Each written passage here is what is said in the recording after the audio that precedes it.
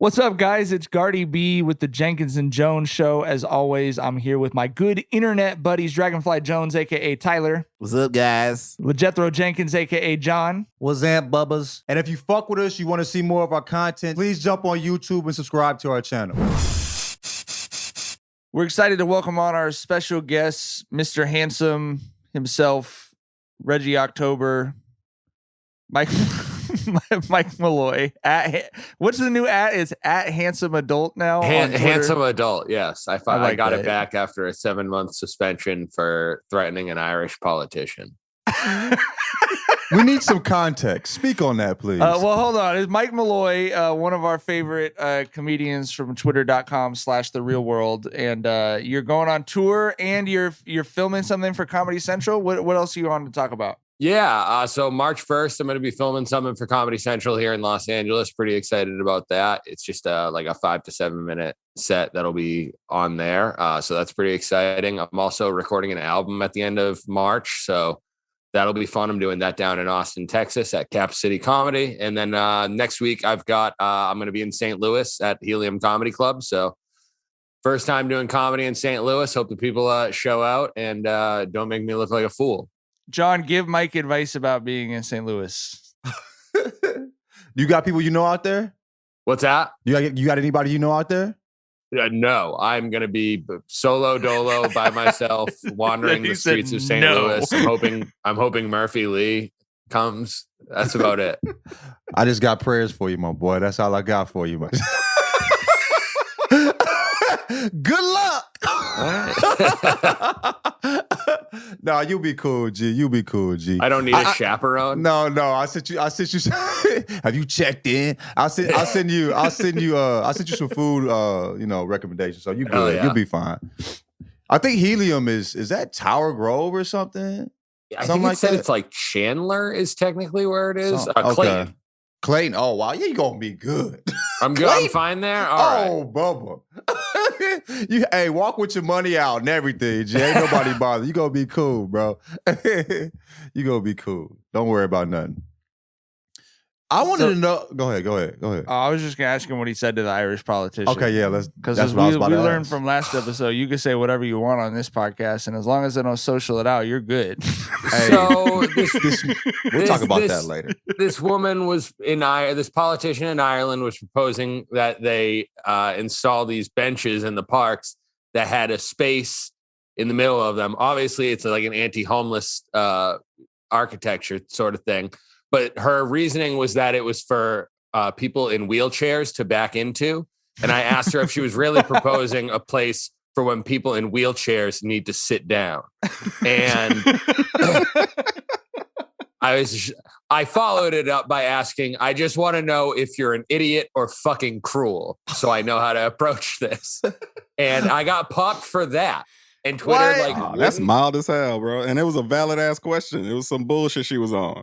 It was some bullshit. And they said it was like targeted harassment because I quote tweeted her. And I'm just like, that seems like, play stupid games, win stupid prizes. They wouldn't even like look at it for 7 months. And then finally, like my manager had emailed them and they were like, all right, let's look into this. And then immediately turned it back on. And I was just like, you fucking dickheads. I told you a million times to turn it back on that I didn't do anything. But they got me recently for saying that what's the dude with the fire shirt? We were arguing about that. Defensive player wears all the sneakers. What's his name? Tucker. PJ Tucker. They got me for saying PJ Tucker was an art exhibit ass nigga. I'm like, remember they got you for racist language. Bro, as a black. What you were saying, Mike. I can't That's not what I know. I would never say that was racist language. Dog, man. Yeah, so they tripping. They on some other stuff. I have never been suspended for all the shit I have talked on Twitter, and that's wild as hell. I know my time is coming sooner than later. No, you're too important. Yeah, I actually think there's probably a lot of human beings who work at Twitter who like love you even though they've never met you and they don't know. Like you're probably an important person. I guarantee you there's printouts of at least one of your tweets in the headquarters of Twitter.com. Oh, for sure. And it's not human beings. They have this algorithm that popped me. They have Tyler not to suspend him in the algorithm. They probably have it. Yeah, right. They built it into the code. Right. Too much The AI engagement. knows you. right. We ain't stupid. Can't lose this engagement. We can't lose this engagement, bro. Mike, how nice is it to be performing again and to not be worried about the world ending? I feel like you and Faded were like, I don't know. Everyone had to make a living. I work in sports, so it was difficult for people in sports to figure out how to function during the pandemic too. But I feel like you guys were some of the only like ethical people out there as far as being like, we're not going to encourage people to do secret gatherings indoors without masks and shit like that. But that must have been difficult too, right? It was really tough because, there was nothing I wanted to do more than perform at that time. And it was, I had just gotten to the point where I was able to not have a day job and just about to kind of really dive into the full-time comedy thing. I was supposed to be touring all summer. I was supposed to be doing shit. And then all this shit popped up and it was like, all right, I'm on the sidelines. I didn't feel right about going and doing shows in secret. I didn't feel right about just doing comedy during a time like that. It really didn't seem like much was funny. I didn't want much of my comedy to be about fucking COVID. I just wanted to give myself like time to heal my brain a little before I got back out there. And it seems to have worked. I feel like I'm now that I'm, back in the Iron Church, so to speak, and getting those reps in. I'm feeling good. I'm feeling strong, and I'm ready to fucking take on the world, so to speak. How long did it take? How long did it take for you to be able to get back out there, and how did it feel the first time you were out there, G? It took, till I was feeling like, oh, I'm ripping again, probably 6 months. It was really hard to get back to just get stage time again when I came back, because there was a year and a half's worth of people who were not being ethical, who were not doing the right thing. They were out there grinding, and their grinding, as unsafe as it was, elevated them above me. And I just like, all right, now I'm behind these fucking dickheads. You got passed up by Braun. You got passed up by Braun holding practices before the bubble. Yeah. You know what I mean? Exactly. Stepped into the bubble and you were just like, oh, these motherfuckers have timing. Fuck. Yeah. But, we did things to try to, keep me loose and keep me, still using that muscle that I use for comedy by doing the live stream. That was a fun thing, and it kept me sane during the pandemic. And now it's just a fun thing to do.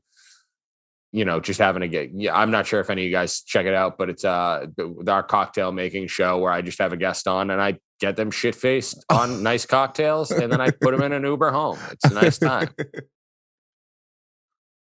So, something that always intrigues me about comics is that, like you mentioned, not losing that muscle. Like, we see like the all-time greats like Eddie Murphy and Dave Chappelle, when they're ready to get back in, it's like a ramp-up process where, they're just in like hole in the walls and just rambling for, hours on end. So like, that's a process that always intrigued me. And like, where would you say you're at right now with it? Like, are you in game mode, or are you like MJ with the 45 instead of the 23 right now?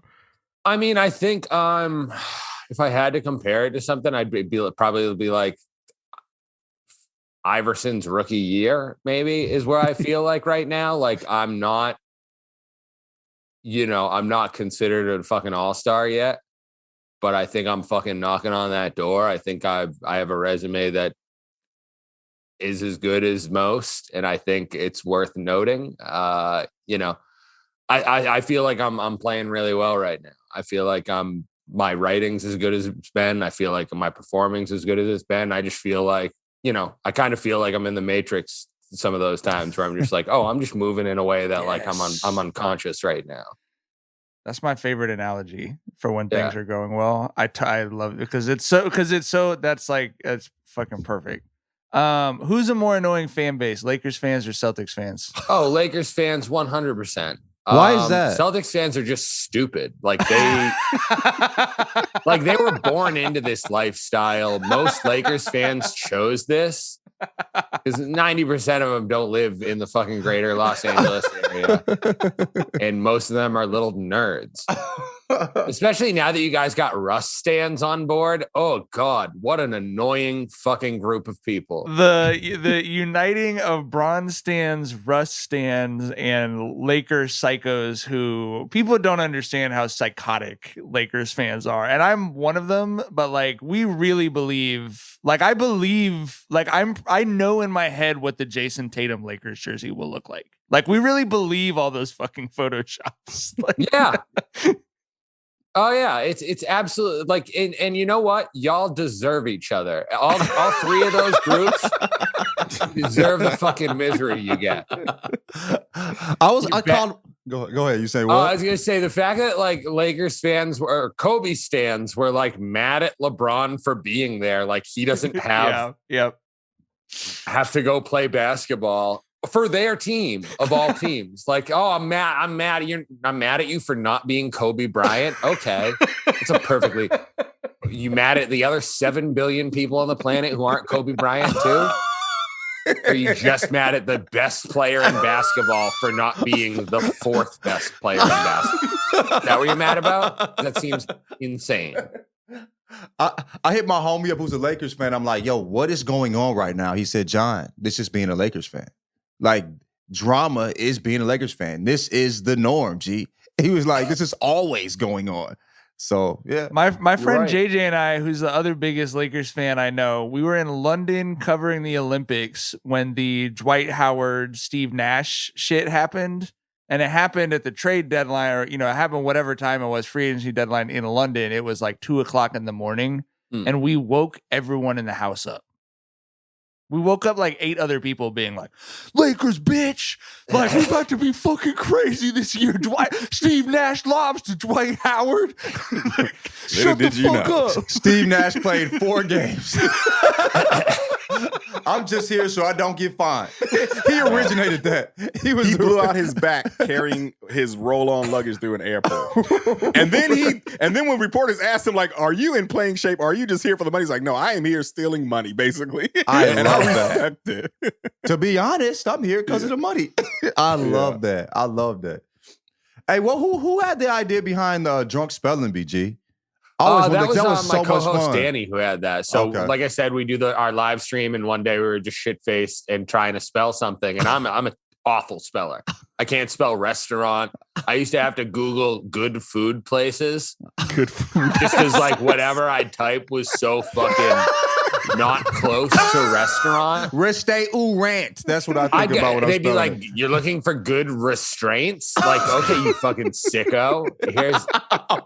Here's some of those. But no, I'm an awful speller. And Danny was just like, why don't we just do a drunk spelling bee? And it was still at the point where we were, you know, nobody was leaving the house. So we were able to round up some pretty fun people to do that. And actually, oddly enough, 2 people that were on the first drunk spelling bee, my friend Bailey and my friend Steve, who's in the band Pup, are now engaged. Oh, wow. They had started dating like a week before, and I had booked them both for the show, not knowing that they were like Zoom dating in secret from 2 different countries because he's in Canada. And now they're engaged. So that's a strange thing that's come of it. Matrimony. What happened? MATRIMONY. Fucking marriage I can get. I can spell that. Yo, what happened to the cheater, bro? What happened to the cheater? He definitely cheated, man. Yeah, right. Definitely cheated. Is he banned? I had him caught in fucking 4K looking off camera. And no, he is guilty as shit. Can I be honest with you? John and I were fucking hot. John and I were like really ready because, and I want you to know this. We offered to help Tyler cheat and he declined. Bro, we were ready. About the integrity of the game. We were ready. Exactly. How are you going to cheat at a drunk spelling bee? Because like, none of this matters. We just wanted him to win. That's all that mattered. If it mattered, I wouldn't have offered to help him cheat. Right, You know what I mean? But I would have. In the end, it worked out because it was fucking chaos and it was funny. So I was like, all right, well, fucking, at least as long as it was funny. It was definitely funny. I think it added a little thing to it too. So you need that controversy. Right, that controversy. Yeah, we held a trial. Yeah. We held it. I We held remember a that. trial Yeah. on Zoom. Bro, we needed all of that during the pandy He was too, bro. guilty as fuck, bro. Right, he was right. buying He was all that so time fucking guilty. just to see someone post it in the chat, and then he'd spell it the right way. So. We needed all of that content too. That They son was of a- playing that son of a horse on bitch. fucking TBS and shit. I watched that with Vincent. Oh, that was terrible. We That watched the was whole shit, embarrassing. bro. I can't believe that was actually on television. All right, Mike. Thanks for hopping on with us. Everyone go check Mike out. If you're in St. Louis, go be a friendly face for Mike because John's worried he's going to get No, jumped not at or all. something. Yeah, Cool. Clayton, I was playing. Nobody's allowed to rob me. Yeah, right. John said it. Nobody John said robbed me. Everybody leave The me Jethro alone. stamped it. I'm told I can't bring weed into Missouri. So if you could bring me, somebody please bring me some marijuana. I'd greatly appreciate it.